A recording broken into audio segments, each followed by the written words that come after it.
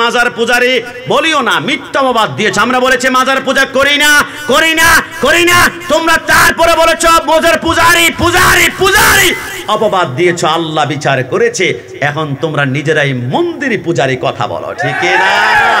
মাপ চাই, এগুলো করিও না। আর বাংলাদেশের মধ্যে আহলে সুন্নাত ওয়াল জামাত আবারও বলছে মাজার পূজা মানে না, কোনো পীরের কদমে সেইদা মানে না, সেইদা হবে একমাত্র আল্লাহর। যারা পীরের কদমে সেইদা করে, মাজারে সেইদা করে, তাদের সাথে সুন্নিয়তের কোনো সম্পর্ক থাকতে পারে?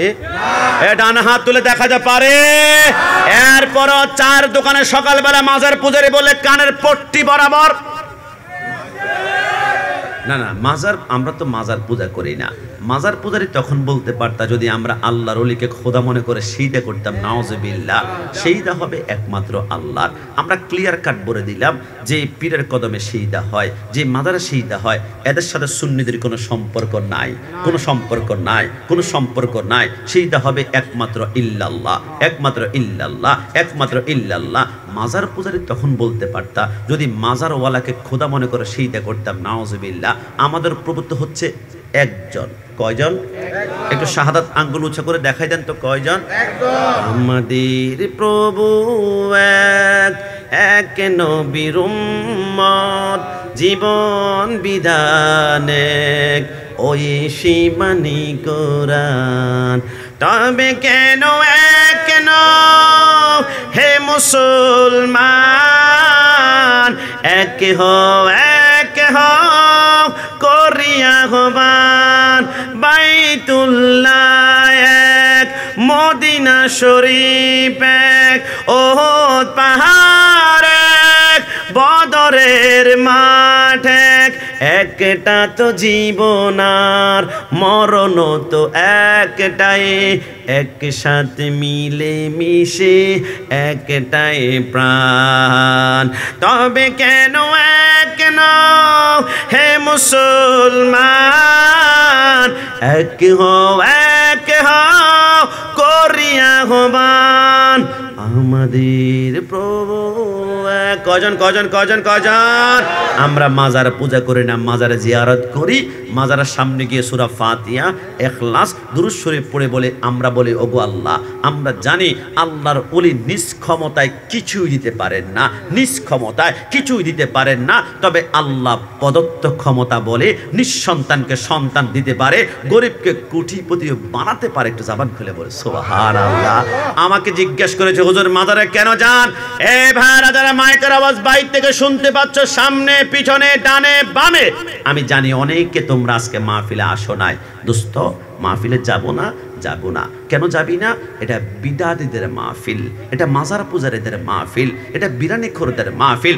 অনেকে মাহফিলে আসবে না। তবে আমি বলি ভাই, যেইখান থেকে শুনতে পাচ্ছ, চিপা চাপায়, কোনা কাঞ্চি তালগাছ সুপারি গাছ, যেইখান থেকে রেকর্ড করছো শুনে নাও। মাজারে কেন যায়? আমি কাশিমি একবার চট্টগ্রাম আদালতে গেলাম, আমি দেখলাম তিনটা অপশন। একটা হচ্ছে কাঠগড়ায়, আর একটা হচ্ছে জজ সাহেবের চেয়ার, আর মধ্যখানে লম্বা একটা টেবিল। একজন অপরাধী যখন কাঠগড়ায় দাঁড়ায়, সে 1 কোটি বার চেষ্টা করলে ডাইরেক্ট জজ সাহেবের সাথে কথা বলতে পারবে না। যদি জজ সাহেবের সাথে কথা বলতে হয়, মধ্যখান দিয়ে একজন অ্যাডভোকেট, একজন উকিল নিযুক্ত করতে হবে। আর দুনিয়ার আদালতে আমি যখন দেখলাম যে একজন অপরাধী আদালতে জজ সাহেবের সাথে কথা বলতে হলে মধ্যখানে একজন উকিল লাগে, উকিল ছাড়া জজ সাহেবের সাথে কথা বলা যায় না। আর দুনিয়ার একজন অপরাধী বিচারকের সাথে কথা বলতে হলে মধ্যখান দিয়ে উকিল লাগে। তো আমি গোলাম রাব্বানী কাশিমি তো অপরাধী, আমি তো মুজরিম, আমি তো পাপী, আমি ডাইরেক্ট আল্লাহর সাথে কথা বলতে আমার লজ্জা হচ্ছে, কারণ আমার জবানে মিথ্যা বলেছি, সিটারি করেছি, হারাম খেয়েছি। তো আমি এই জন্য আল্লাহর সাথে কথা বলার জন্য মধ্যখানে একজন উকিল নিযুক্ত করেছি। আমার উকিলের নাম আমানত শাহ, আমার উকিলের নাম গরিবুল্লাহ শাহ, আমার উকিলের নাম মিসকিন শাহ, আমার উকিলের নাম শাহজালাল, আমার উকিলের নাম শাহপরান, আমার উকিলের নাম শাহ সিরকর, আমার উকিলের নাম ধর্মপুর শাহ, আমার উকিলের নাম মাইজবান্ডার দরবার শরীফ। আমার আল্লাহ বলে কাশিমি ইয়্যাকা না'বুদু ওয়া ইয়্যাকা নাস্তাঈন, তুমি আমার কাছে ডাইরেক্ট চাইতে পারতা, আমার কাছে ডাইরেক্ট চাও। তবে তোমার দরখাস্ত কবুল হতে 2 থেকে 3 মাস সময় লাগবে। কিন্তু যাকে তুমি উকিল বানিয়েছো, লা ইয়াজালু আবদি ইয়াতাকাররাবু ইলাইয়া বিন্নাওয়াফিলি হাত্তা উহিব্বাহু ফাইদা আহবাবতুহু সামাহুল্লাযী ইয়াসমাউ বিহি ওয়া বাসারাহুল্লাযী ইউবসিরু বিহি। যাকে উকিল বানিয়েছো সে তো আমার বন্ধু। তোমার মতন শুধু 5 ওয়াক্ত নামাজ পড়ে না, তাহাজ্জুদের সময় তাহাজ্জুদের নামাজ পড়ে। তার হাত আমি আল্লাহর হাত হয়ে যায়, তার পা আমি আল্লাহর পা। একে বলা হয় ফানা ফানা বিল্লাহ বাকা বিল্লাহ, ফানা বিল্লাহ বাকা বিল্লাহ। আমার আল্লাহ বলে কোন আল্লাহর ওলির কদমে গিয়ে যখন উসিলা করো, আমি আল্লাহ বান্দা ওলি আল্লাহ যখন তোমার উসিলা নিয়ে আমার কাছে অ্যাপ্লিকেশন করে, শুনে রাখো বন্ধুত্বের খাতিরে আর 2 মাস লাগবে না, 2 মিনিটে আমি তোমার দরখাস্ত কবুল করব। চিৎকার মেরে বলে সুবহানাল্লাহ। তাবারক এখন দিবেন না, কেমন? একটু রেখে দিবেন, তাবারকটা এক পাশে নিয়ে একটু রেখে দিবেন, কেমন?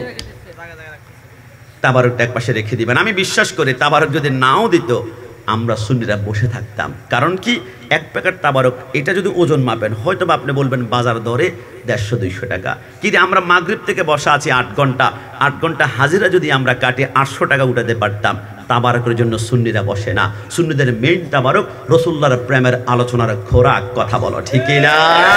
এই জন্য আমরা আবার বলেছি মাজার পূজারি বলিও না, মিথ্যাবাদ দিয়েছে। আমরা বলেছি মাজার পূজা করি না, করি না, করি না। তোমরা তারপরে বলেছ মাজার পূজারি পূজারি পূজারি, অপবাদ দিয়েছ, আল্লাহ বিচার করেছে। এখন তোমরা নিজেরাই মন্দিরে পূজারি, কথা বলো ঠিক না?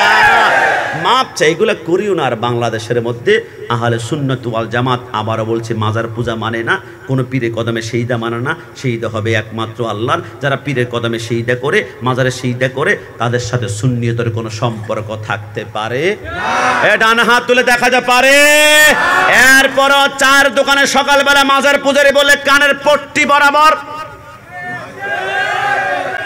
বলছি না মাজার পূজা করি না, আমরা মাজার জিয়ারত করি। ওলি আল্লাহর কদমে থাকার তৌফিক দান করে সবাই বলি আমিন।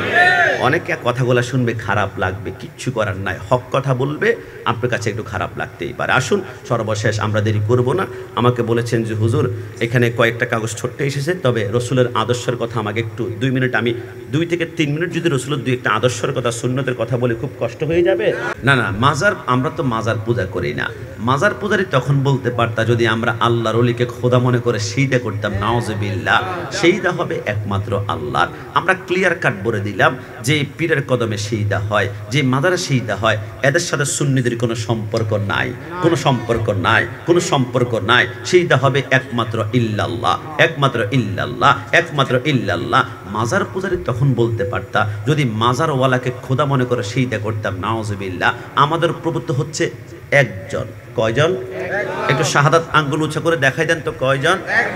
আমাদের প্রভু এক, এক নবীর উম্মত, জীবন বিধানে ওই সীমানি কোরআন। তবে কেন এক হে মুসলমান, এক হও করিয়া হবান। বাইতুল্লাহ এক, মদিনা শরীফ এক, ওহদ পাহাড় এক, বদরের মাঠ এক।